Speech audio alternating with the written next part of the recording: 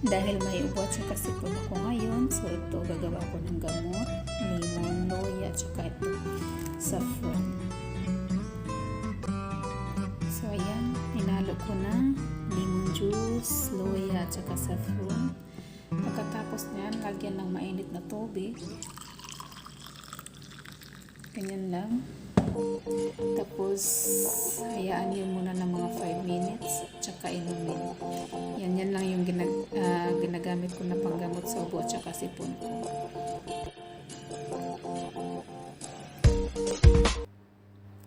So, ganun lang ginagawa ko, guys. Then, kung gusto nyo din ng matamis, pwede din yung lagyan ng asukal.